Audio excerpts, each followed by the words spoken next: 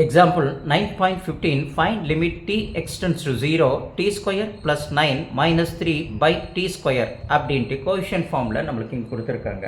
So அப்போது we cannot apply the coefficient theorem immediately apply பண்ண முடியாது. So we use the algebraic technique of rationalizing the denominator. அப்போ rationalizing அப்படின் போது என்னது, நம்ம earlier கிளாஸில் படிச்சிருப்போம், கான்ஜுகேட் வேல்யூன்னு நம்ம படிச்சிருப்போம். அதை தான் இங்கே என்ன சொல்கிறாங்க, rationalizing அப்படின்னு சொல்கிறாங்க.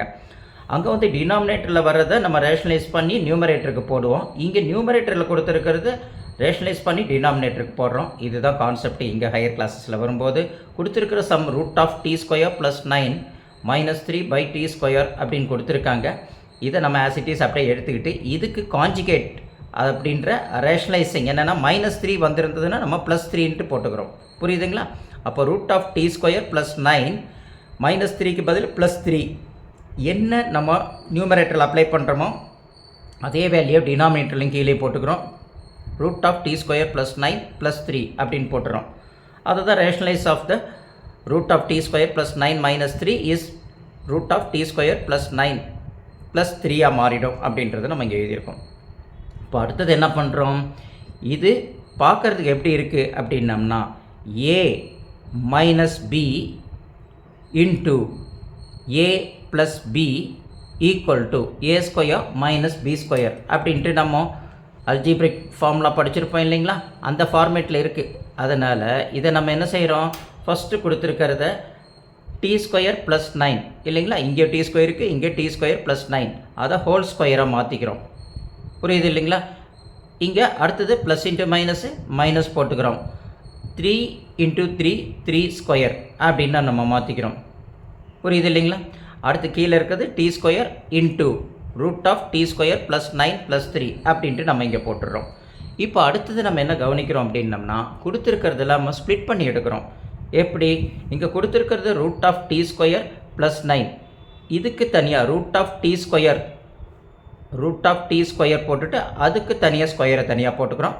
அதேமாரி அடுத்து ப்ளஸ் போட்டுக்கிட்டு root of 9 T square plus 9 ஒரே ரூட்டாக கொடுத்துருக்காங்க, அதை ஸ்ப்ளிட் பண்ணி ரூட் ஆஃப் டி ஸ்கொயர் அப்படின்னு தனியாக போட்டுட்டு அதுக்கப்புறம் அங்கே இருக்கிற ஸ்கொயரை போடுறோம். அதேமாரி plus root of 9 whole square அப்படின்னு போட்டு இங்கே 3 ஸ்கொயர் அப்படின்றது ஆசிட்டிஸ் அப்படியே இருக்கிறத போட்டுடுறோம்.